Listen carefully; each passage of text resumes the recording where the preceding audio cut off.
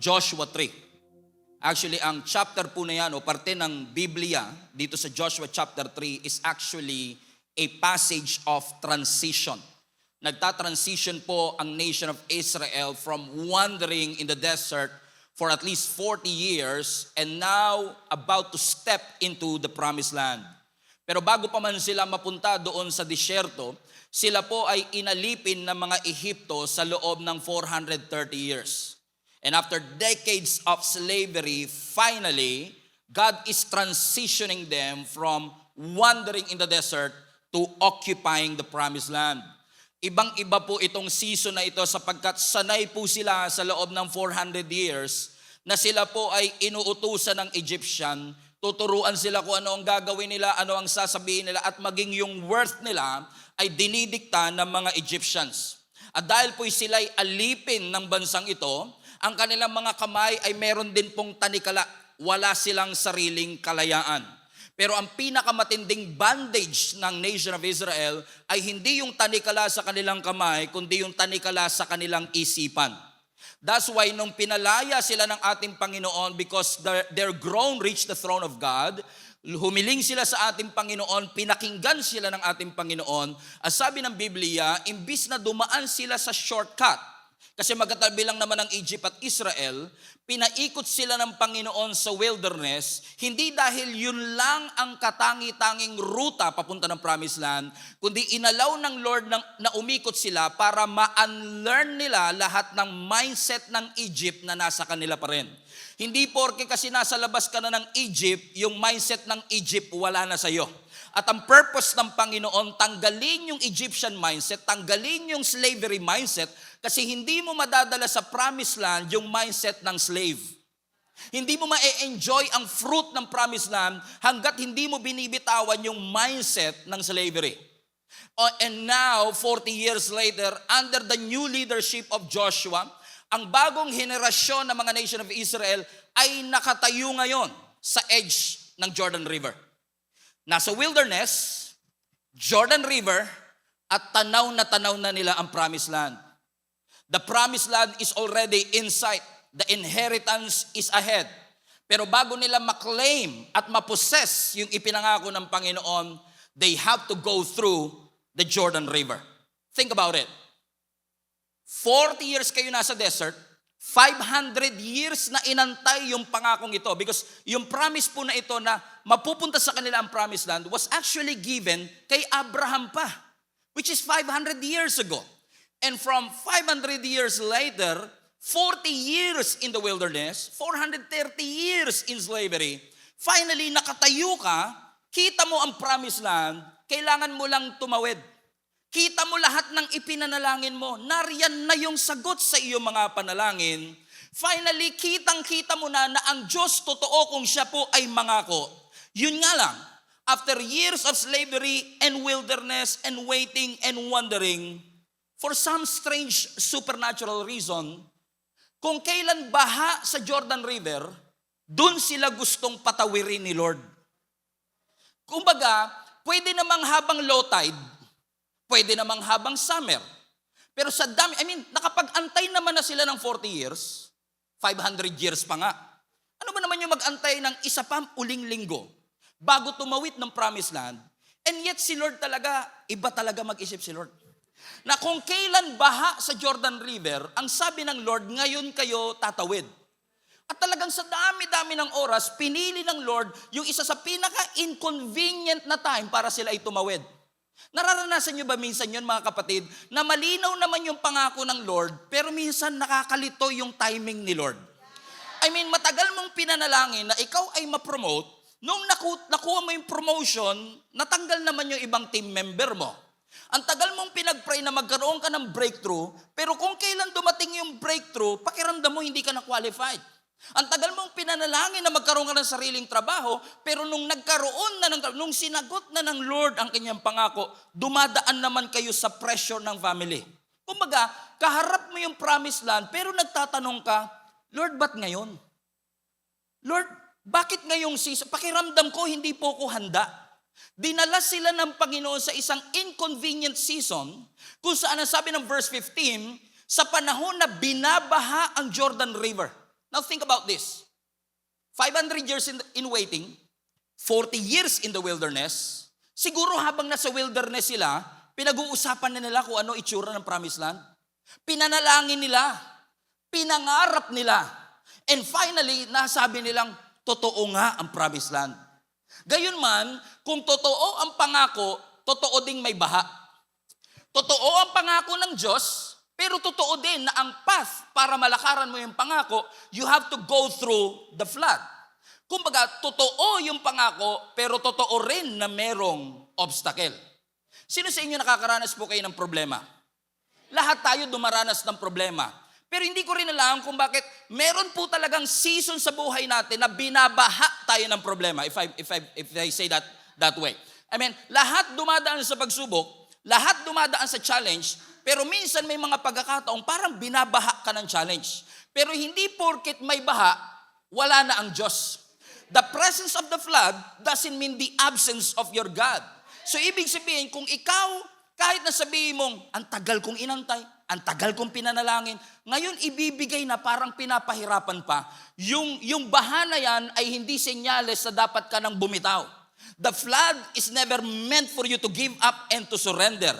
Ibig sabihin, hindi porket may baha, nagbago na isip ng Diyos. Hindi porket bumaha sa Jordan River, sinabi na ng Panginoong hindi ko na ibibigay sa inyo. In fact, yung baha na yan ay senyales na dapat magbago ang isip natin patungkol sa ating Panginoon, because pag tinignan mo ang Jordan River, imposible. Pagka tinignan mo ang Jordan River, impossible. But by the grace of God, we serve a God who is higher than any flood, higher than any walls, greater than any giants, but because with God, all things are possible. Pakisabi nga po sa inyong katabi, all things are possible. All things are possible. This was the worst possible time to cross. Sasabihin ng logic mo, magantay ka na lang kung kailan magiging manageable ang tubig. Pero ang sabi ng Panginoon, ngayon na kayo mag-step. Bakit? Kasi minsan iaalaw talaga ng Panginoon na ikaw ay mapunta sa imposibleng sitwasyon para hindi mo mapagkamalang coincidence ang isang milagro. Kasi kung makakatawid sila, kung saan kayang-kaya naman siya talagang tawirin. And many scholars, many commentaries have been saying na kung tutuusin, kaya naman talaga nilang tumawid. The spies have been there also nung time na yon. Pero kung lahat kayo malalakas, okay yun. Pero kung may dala kayong bata, meron kayong dalang mga seniors, medyo mahihirapang tumawid ang 1,000,000 tao sa high tide na Jordan River. Pero minsan, iaalaw talaga ng Panginoon na abutan mo yung baha.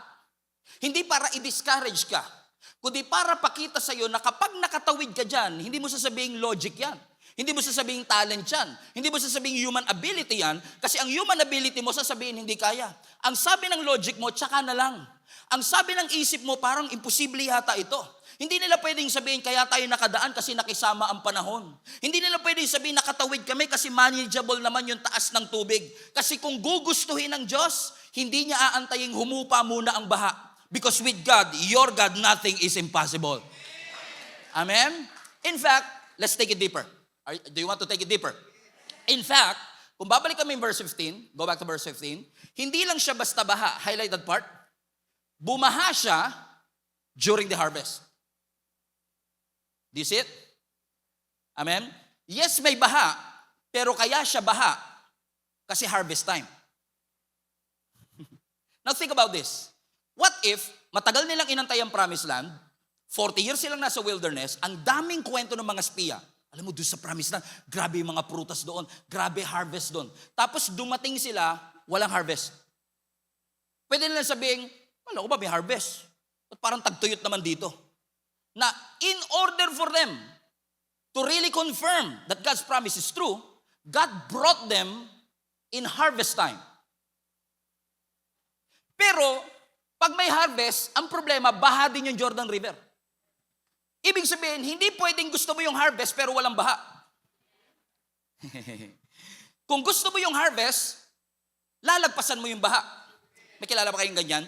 Gusto lang yung harvest, ayaw ng baha. Gusto yung breakthrough, ayaw yung challenge. Gustong magbuntis, pero ayaw ng morning sickness. Kung nananalangin ka, Lord, bigyan mo kami ng anak, kasama sa pagbubuntis, yung sasakit ang balakang mo. Kasama sa pagbubuntis na magkakaroon ka ng cravings, gusto ko ng manggang hilaw, pero 2.5 lang. Ano ibig sabihin? Part yun. Ibig sabihin, if I want to experience harvest, I have to go through the flood. Kung may harvest, kailangan daanan ko yung challenges. Ibig sabihin, katulad ng pagbubuntis, habang patindi ng patindi yung sakit, may dinedevelop naman ang Panginoon sa loob. Na minsan niyaalaw ng Diyos na dumaan ka habang baha para hindi mo maipasa sa human ability yung bagay na dapat sa Diyos naman pala talaga. Because ito lang ang alam ko, kung mas mataas ang baha, mas maganda ang testimony. Kung mas matindi ang challenge, mas malinaw ang testimony. Kung sinabi ng doktor 2 months na lang and then you got cancer-free all of a sudden, that is a bigger, clearer testimony na kung logic ang papairalin, hindi kaya. Kung sarili ko lang desire, hindi kaya. But with God, all things are pakisigaw po, all things are possible. So baha.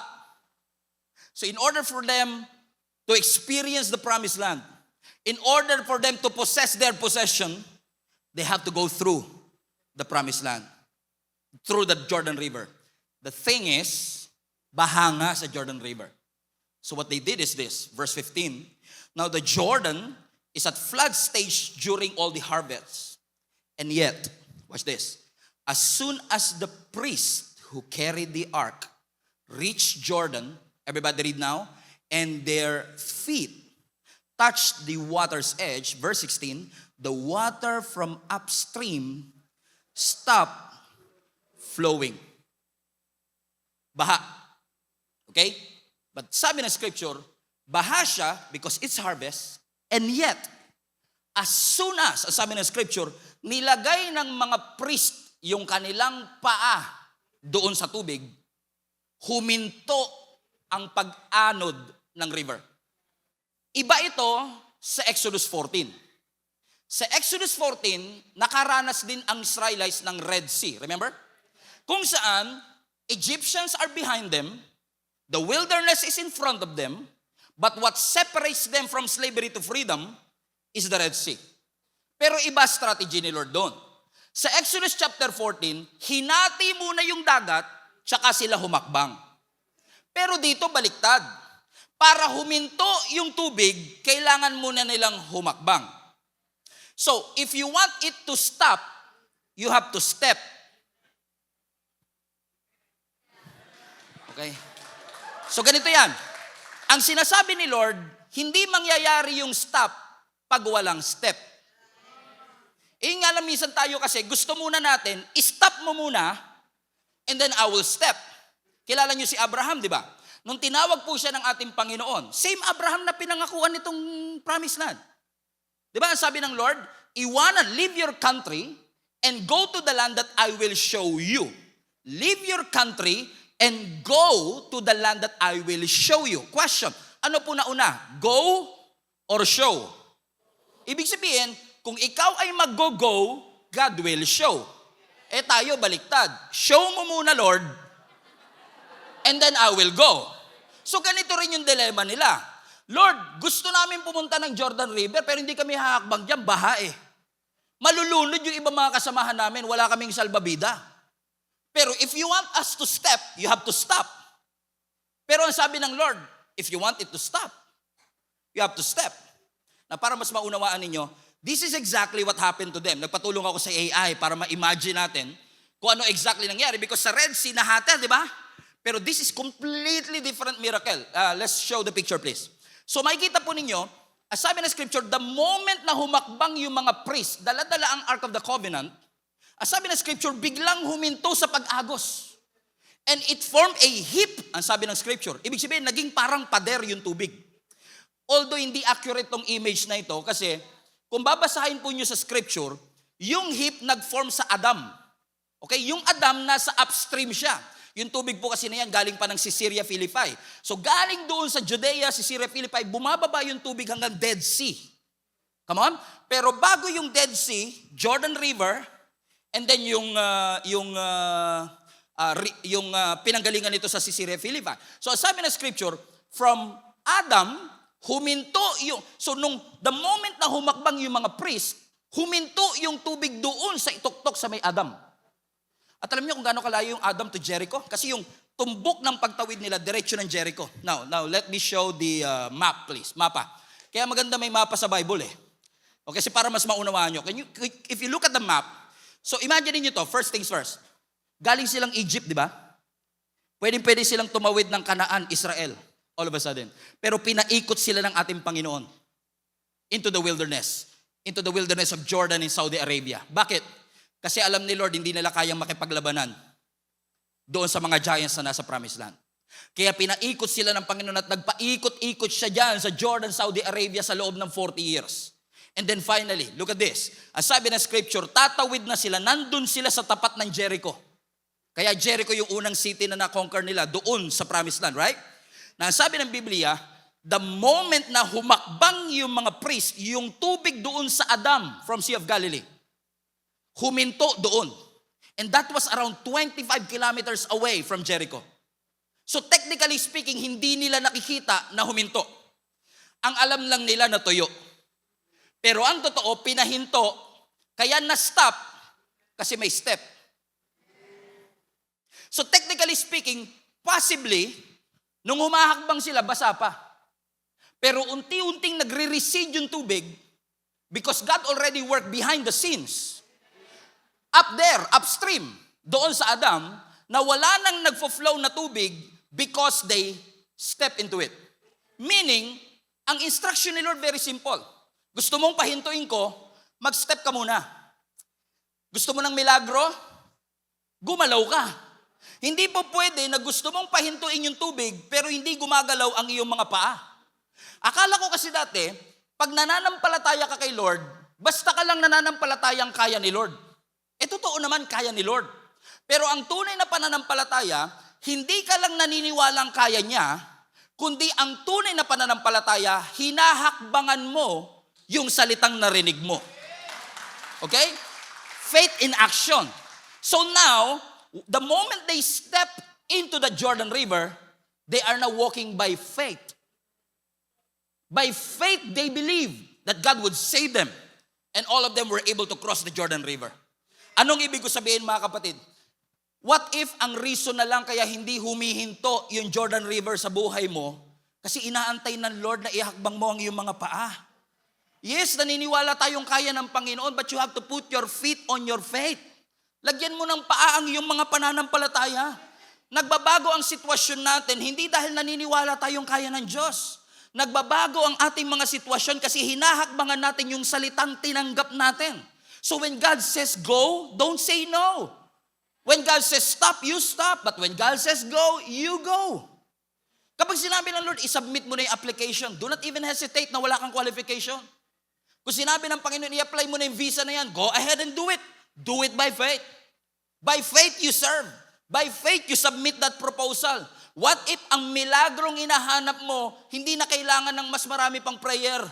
Yung prayer mo sinagot na. Hindi na kailangang dagdagan pa. Hindi mali. Hindi man nila malalangin. Hindi man nila mag-worship. Pero what if, imagine niyo yung mga priest. Lagay natin sa storya. Promised Land, Jordan River. And then yung mga priest, sabi nila, naniniwala ba kayong atin na ang Promised Land? Yes. Therefore, let's pray na pahintuin ni Lord ang baha. Amen. Okay, let's pray. Lord, open the river. Ginawa mo na to sa Red Sea. Open the river. 5 days later, hindi pa rin bukas.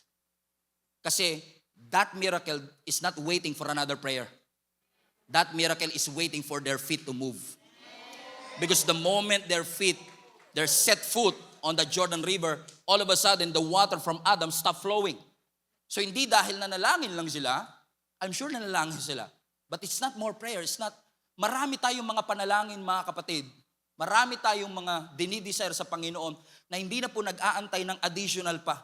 Try kaya natin si pastor mag-pray. Total, malapit naman siya kay Lord eh. What if binuksan na talaga ng Lord yung pintuan, inaantay na lang ng Lord na pihitin mo yung doorknob?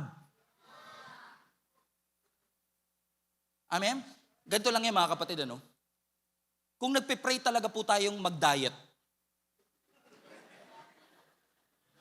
kahit baguhin mo prayer mo, kung hindi mo babaguhin yung diet mo, walang miracle na mangyayari. Do you get what I mean?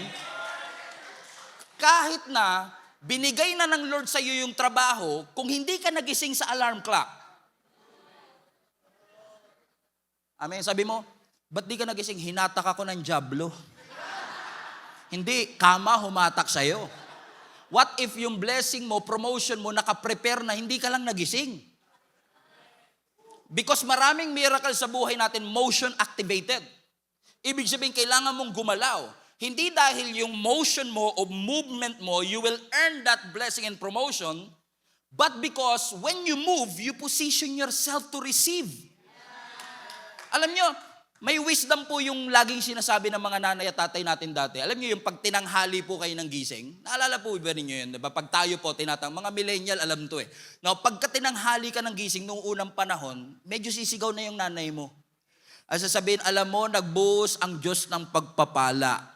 Hindi ka nakasalo kasi tulog ka. May wisdom dun eh. Kasi kahit talaga magbuhos si Lord, kung wala ka sa posisyon, hindi mo talaga siya matatanggap. Kahit gusto ng Lord ihinto yung river upstream, kung hindi mo ihahakbang ang iyong mga paa, hindi mo makikita ang miracle. Mag-aantay ka sa wala. And then pag hindi mo nakuha after 1 year, sino sisisihin mo? Bagal ni Lord kumilos. Lagi na lang kasi minsan prayer natin, Lord, kumilos ka. Lord, kumilos ka. Sabi ni Lord, ako na lang lagi kumikilos, ikaw naman ang kumilos. Sabihin mo nga sa katabi mo, kilos-kilos din pag may time. Pwede silang magpatawag ng overnight prayer pero hindi po nila ginawa. Bakit? Kasi yung miracle nila nag-aantay ng kanilang mga paa. Amen?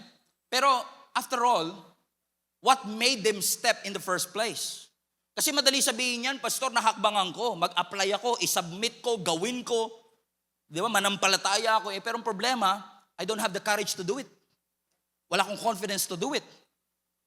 I receive a word, alam kong God is leading me, alam kong it's from the Lord, alam kong God opened the door, but I don't have the courage to do it. Pastor, ano ang aking gagawin? Now question, bakit ba ang lakas ng loob ng nation of Israel in the first place? Especially the priests who carried the Ark of the Covenant, to step into that Jordan River habang baha pa ito. You know why? Because they receive a word. Kung babalikan natin ang verse 9. Verse 9. Ang sabi ng scripture, Joshua said to the Israelites, everybody read, come here and listen to the words of the Lord your God. So ginather niya ang nation of Israel, makinig kayo, ito sinasabi ni Lord. So ibig sabihin, kaya nila nahakbangan sa verse 15, kasi may pinanghawakan silang word sa verse 9. Kasi mahirap talagang humakbang pag walang salita. Huwag kang magpo-full time kung walang salita ang Diyos. Kasi pag wala kang salitang pinangahawakan, madaling mag-quit, madaling umatras, madaling bumalik. Pero hanggat may salita kang pinangahawakan, kahit mahirap, kahit sa unang hakbang, hindi mo makita ang ebidensya. Kahit sa unang sit-up, wala pa kagad yung abs. Absent pa rin. Naniniwala ka, just because God said it, I believe it. Because the word of God is so powerful. Kaya natin sasabing, by faith, I am healed. Saan mo kinuha yung faith na yun? Di ba sa word? Because sabi ng scripture, faith comes by hearing and hearing the word of God. Hindi lang sapat na isang beses ko narinig, as long as I keep on listening. Kaya sabi ni Joshua, makinig kayo. Kasi itong salita na to, pangahawakan nyo pag lumalangoy na kayong ganun. At pakiramdam nyo, malulunod na kayo. You need to hold on to the word. In fact, mga kapatid, the word of God is so powerful that even the universe was created through His word. Amen? Ano ang sabi ng Psalms 33 verse 6? Ang sabi ng Psalms 33 verse 6, by the word of the Lord the heavens were made. Their starry host by the breath of His mouth. Sa NLT translation, by the word of the Lord the heavens were made, and through the breath of His word, the stars were formed. Nagsalita lang ang Diyos at na-form. Ibig sabihin, there is power in the word of the Lord. May kapangyarihan. Alam nyo, ang Diyos po natin is so powerful that He doesn't need anything to create something. It's just pure word. Naalala niyo po sa Genesis 1 verse 1. Sabi ng Genesis 1:1, in the beginning, God created the heavens and the earth. And the earth was without form and void. And darkness filled the earth. And then God said, let there be light. And there was light. Hindi nagreklamo yung mga ilaw, sinabi, wala pong fuse, walang battery, walang kuryente. Because God said it. They have no choice but to submit to the authority of the word of God. Alam niyo po ba yung salitang created? In the beginning, God created. That word is from the Hebrew bara. B-A-R-A. Parang sa lababo nyo. May bara. Okay? Ang ibig sabihin ng bara, ability to create something out of nothing. That's why yung salitang bara, hindi mo pwedeng i-apply sa atin. I created this, I created that. Hindi bara yon. Ang bara para kay Lord lang. Kasi si Lord lang ang may kakayanang lumikha ng something out of nothing. Tayo pag lumikha, we can create something out of something. Pero ang Diyos, when He created something, He can create something out of nothing. So kahit walang form noon at empty noon, wala magagawa yung emptiness but to form something because God said it. At dahil sinabi ng Panginoon, kahit emptiness, nalito sila eh. Empty kami. Hindi, form kayo. Because God said, let there be light. Bakit? May kapangyarihan ng salita ng ating Panginoon. Amen? Ibig ko sabihin, mahihirapan talaga tayong humakbang. To walk into the impossible if we don't hold on to the word that we have received. I'm serving the Lord for 26 years and the very thing that I hold on to is the fact that God called me and I heard the word. Hindi po madaling maglingkod sa Panginoon. Alam ng lahat yan. Pero nakakapagtagal ka sa paglilingkod kapag meron kang salitang pinangahawakan mula sa Panginoon. Kasi ang tao may opinion patungkol sa iyo, ang tao may masasabi patungkol sa iyo, pero hanggat nakakapit ka sa salita ng ating Panginoon, marirealize mo na itong salita na to ang magbibigay sa iyo ng endurance para mapagtagumpayan ang lahat ng mga pagsubok na iyong pagdaraanan. So if the heavens were created because of God's word, that by His word, just because He spoke, lahat ng bagay, He spoke the universe literally into existence.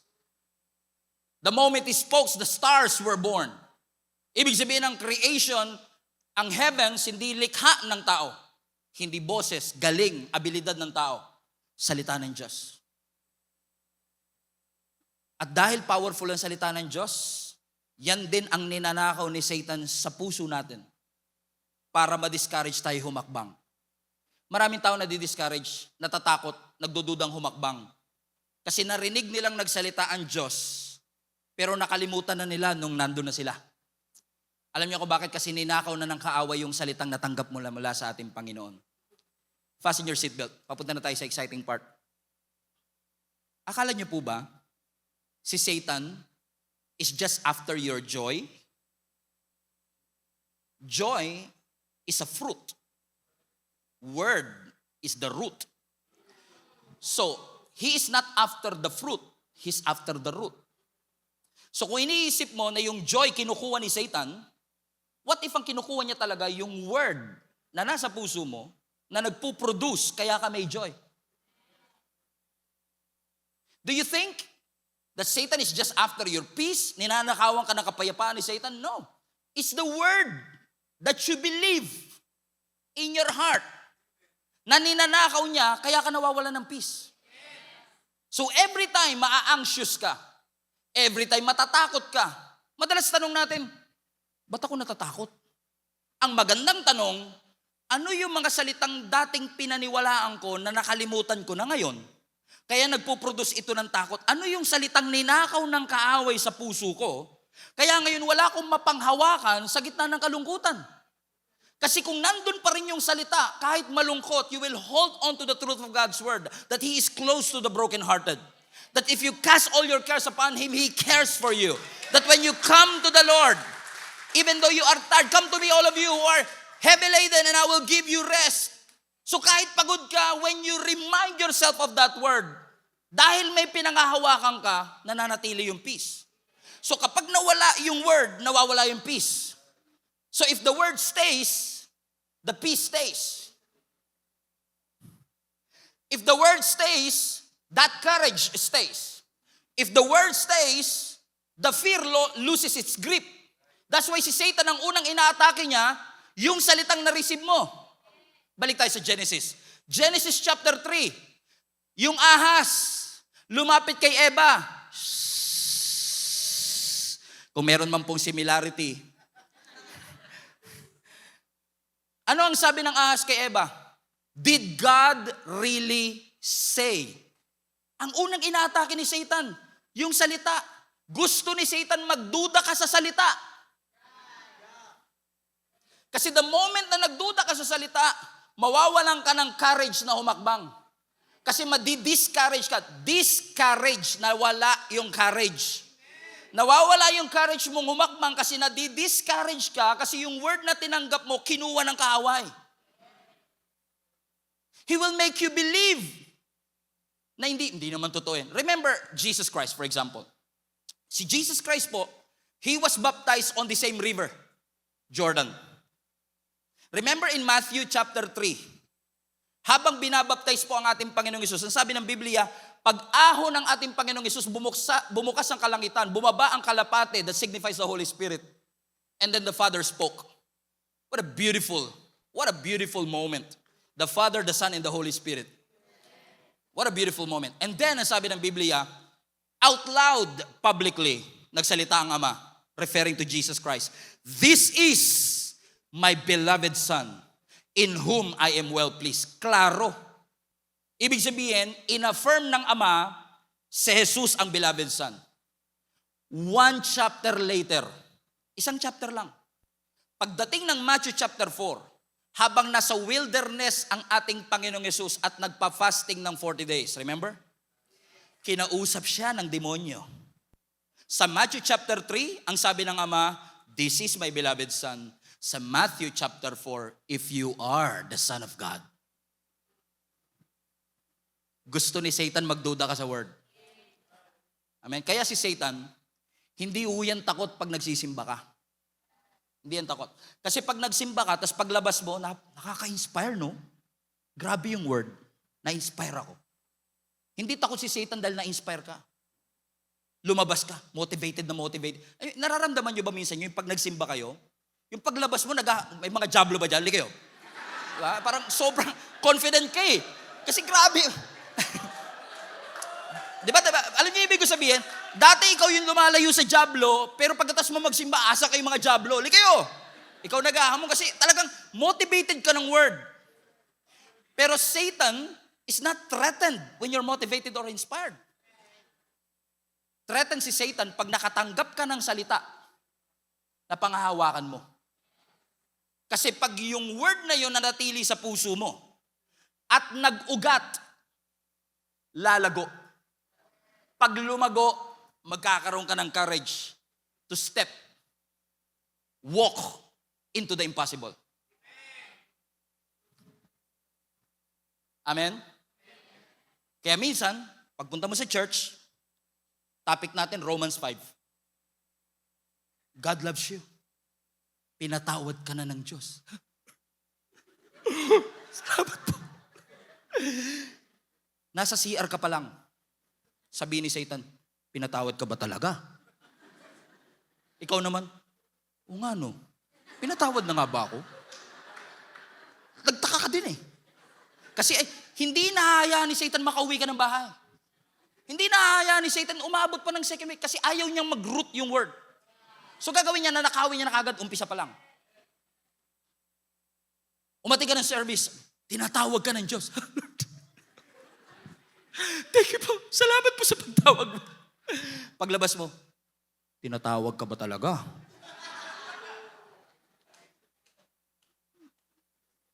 Hindi naman nila alam yung mga kasalanan mo. Paano mo sasabihin tinawag ka? Ang mga tinatawag lang yung mga magagaling at mahuhusay. Hindi ka qualified dyan. Oo nga no. Tinawag ba talaga ako? Amen? Sabi ni Lord sa'yo one Sunday, kasama kita. Tuntua ka. Isa ka, kasama mo ko. Wala ka pa sa labas. Sasabihin ni Satan, kung kasama mo ang Diyos, ba't naghihirap ka? All of a sudden, nawawala na kagad. Bakit? Ninanakaw ng kaaway. Yung salita kasi ayaw niyang mag-ugat sa iyong puso. Amen? Tatandaan niyo ito mga kapatid. Bakit kasi hindi ginagawa ni Satan? Halimbawa, si Lord to, ikaw to. Lord, ikaw. Si Satan nasa gitna. Alam mo ibig sabihin? Bago pa mangako si Lord, hindi na yan. Yung kukunin niya na kagad, akin yan. Alam mo kung bakit? Kasi kapag nagsalita ang Diyos, hindi niya kayang pigilan ng Diyos. Kapag nangako ang Diyos sa'yo, hindi niya makakancel yun. So dahil hindi niya makancel, gagawin ka na lang niyang makakalimutin. Kasi pag naging makakalimutin ka sa salita, magiging duwag kang humakbang. So, hindi niya mapipigilan ng Diyos magsalita, kaya ang gagawin niya habang nasa puso mo pa lang, kukuhanin niya na kagad. Kasi once na nag-ugat siya, may hirapan na siya. Amen. Kaya ang gagawin ni Satan, wawasakin niya na testimony mo habang teenager ka pa. Kasi alam ng Diyos, pag natuto ka na mag-preach, pag natuto ka na magbasa ng Bible, pag natuto ka na mag-evangelize, mas mahihirapan siya, pabagsakin siya. Sabi niya, maganda potential ng batang ito, may pagtawag ang Panginoon dito, ngayon pa lang wasakin na natin ang future niya. Bigyan ng lalaki yan.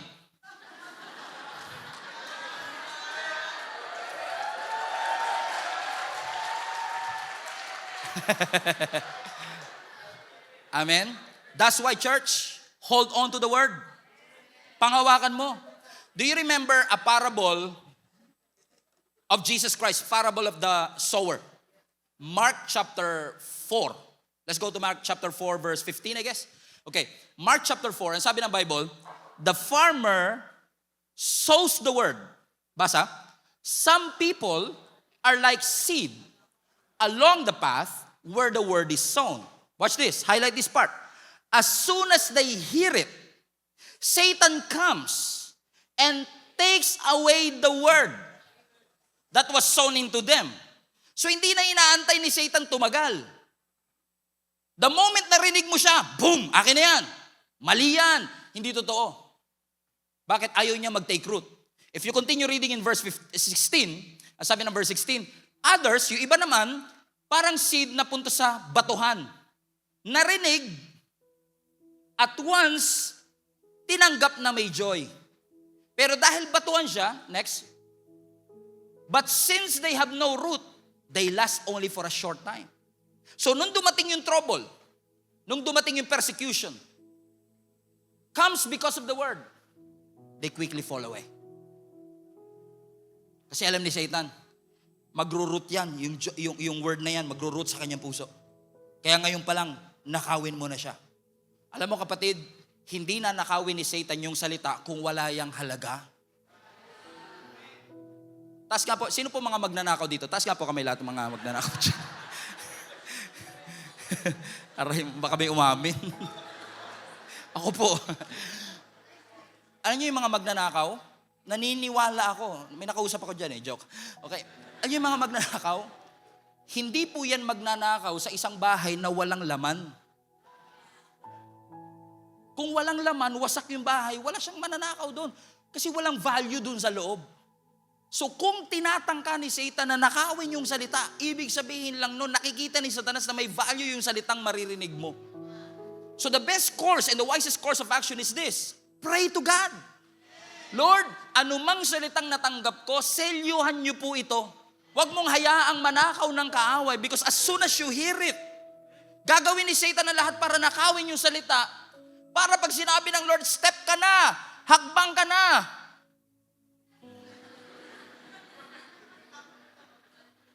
Naalala niyo po si Peter, right? Habang binabagyo ang mga disipulo, nakita nila si Jesus naglalakad sa ibabaw ng tubig. Napagkamalan pa nilang multo. Sabi nila, multo! Isa lang natakot pa.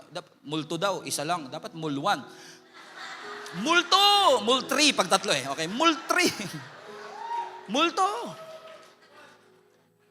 Imagine niyo 12 lalaki takot. Multo!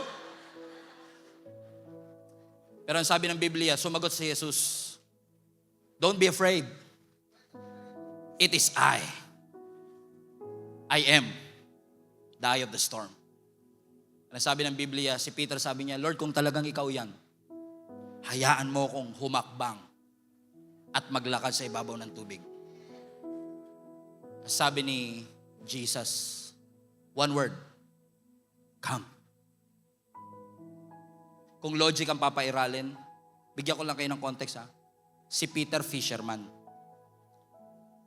Kung meron mang nakakaalam sa lahat ng 12 disciples, siya ang may pinaka nakakaalam na imposibleng makalakad ka sa ibabaw ng tubig. Pero paano mo mapapahakbang yung fisherman at maglalakad sa ibabaw ng tubig? May salita eh. At yun yung salita, come. Kung ako kasi yun, di ba sabi ni Lord, come.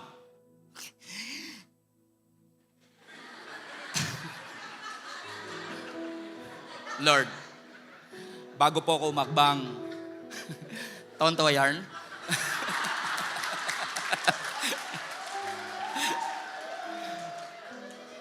Bago ako umakbang, Lord, mangako ka muna na pag nalunod ako, sasagipin mo ako. Lord, pwede bang pumirma ka ng promissory note na kung ano man mangyari sa akin, sagot mo ako, Lord, ha? Then, susunod ako. Marami kasi sa ating gusto muna ng assurance bago humakbang. Pero kaya mo bang mananampalataya to walk by faith? And say, Lord, this is not logical. Fisherman ako of all people. Kung si Luke pa yan, baka mapaniwala eh. Doktor siya eh. Pero ako mangingisda po ako. And yet, alam kong it defies all my logical know-how. But I have a word. And I hold on to the word. At dahil salita mo, pinangahawakan ko, Panginoon, I will step anyway. Haakbang ako, Panginoon. Hindi dahil sabi ng logic ko, okay, hindi dahil I have enough savings to follow, no. I will say yes. Because you told me to come. I will step because you told us that promised land is ours. At dahil may salita ako, Panginoon, na pinangahawakan, willing po kong i-take ang risk. Natawanan ako, pagdudahan ako, dahil sa mata ng tao parang imposible. Pero with God, all things are possible. With God, all things are possible. It doesn't make sense now, but you will hold on unto it. The situation may not confirm it, but hold on to the word. It doesn't make sense right now, but hold on to the word. Panghawakan mo, bakit kailangan humawak? Kasi may pagyanig na darating. May mga shaking na darating. Pero pagkatapos ng lahat ng shaking, ang matitira, hindi yung mga taong marami narinig. Ang matitira pagkatapos ng pagyanig, yung mga taong kumapit sa salita. Kasi alam nila, the world will fail, but His word will not. Kukupas ang lahat, lilipas ang lahat, pero ang salita ng Diyos ay hindi. So let me tell you this, hindi yung mga priest ang nagpahinto sa tubig. Hindi rin yung paghakbang nila ang nagpahinto sa tubig. It was the word behind the action. Dahil may salita, kahit na humakbang ka kung walang salita, hindi hihinto. Pero kaya may power yung obedience kasi may word na narinig mula sa ating Panginoon. Because that is the missing link, you all. Kahit gusto ng Lord ibigay at ikaw humakbang, pero kung wala yung salita, kung wala yung word ni Lord, we will never experience all the things that God has created us to receive. But let me tell you this, as long as you keep on believing in the Word of God, mahirap man yan sa unang paningin, challenging, parang gusto mo na sumuko, parang hindi mo ma-imagine ang sarili mo na ginagawa yung bagay na pinapagawa ng Panginoon. I wish I have time to discuss all of these things, but the very thing that you will hold on to when things are rough and tough, when your backs are against the wall, is the fact that I receive a word. And because I receive a word, I hold on to the word. 5 years later, 10 years later, 20 years later, nagsasuffer ka, nakangiti ka pa rin, nagsasuffer ka, pero nakatayo ka pa rin. There's no guarantee that there's always a breakthrough on this. Pero ang alam ko lang, if you hold on to the word, He will never abandon you. He will never leave you. Kasama mo siya. Kasama mo siya dun sa pagtawid. Tanong sabi ng Biblia, pagkatawid nila, all 1 million of them tumawid sa Jordan River. And they made it to the promised land. 500-year-old promise. 430 years slavery. 40 years in the wilderness. Finally, we're here. Not because we're good. Not because the priest stepped into the Jordan River, but because we listened to Him. Kung ako, papakinggan ko sarili ko, papahupain ko muna yung baha, mas madaling tumawid. Pero the fact na nakatawid sila ngayon is a miracle. Hindi mo pwedeng sabihin logic yan. Hindi mo pwedeng sabihin leadership ni Joshua yan. Hindi mo pwedeng sabihin magaling kasi silang lumangoy. Hindi. Wala lahat yun. Pero ang meron lang, may salita silang pinanghawakan. Sinunod nila yung salita, kahit illogical ang timing, kahit parang hindi nasa tamang panahon. And what happened? They experienced a miracle. They walked into the impossible. And literally, the impossible because of the Word of God. Can we just stand to our feet? Tayo po tayong lahat.